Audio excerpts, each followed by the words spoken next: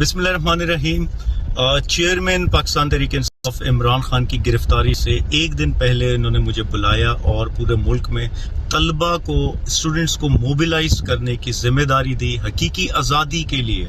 और ऐसे में आज जब खान साहब को गिरफ्तार किया गया है और कल इस्लामाबाद हाई कोर्ट में उनकी पेशी है और हमें ये खदशा है कि उनको वहाँ से निकलते ही फिर से किसी मुकदमे में, झूठे मुकदमे में गैर कानूनी तरीके से गिरफ्तार कर लिया जाएगा। तो ऐसे में पीटीआई की जानिब से कॉल दे दी गई है मुल्क भर से लोग इस्लामाबाद पहुंचें और ऐसे में तलबा की शिरकत बड़ी अहम है इस हकीकी आज़ादी की तहरीक में। तमाम तर तलबा अपना हिस्सा डालें और ISF इंसाफ स्टूडेंट फेडरेशन की तमाम तंजीमें इस्लामाबाद पहुंचें। ISF की बड़ी कुर्बानियां रही हैं इस सारी तहरीक में।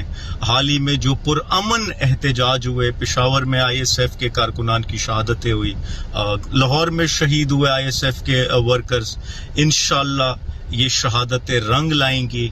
हमें बड़ा अफसोस है लेकिन इंशाअल्लाह जिस नजरिए पर, जिस ऑब्जेक्टिव पर ये लोग निकले थे, इंशाअल्लाह अल्लाह की मदद से उसमें कामयाबी मिलेगी। ISF कल पहुंचे इस्लामाबाद, हम भी पहुंच रहे हैं। जुम्मे की नमाज से पहले पहले पूरे पाकिस्तान ने इस्लामाबाद में शिरकत करनी और अपने लीडर को हमने बचाना है इन गैर कानूनी हथकंडों से, इन गैर कानूनी ताकतों से, गैर आईनी ताकतों से।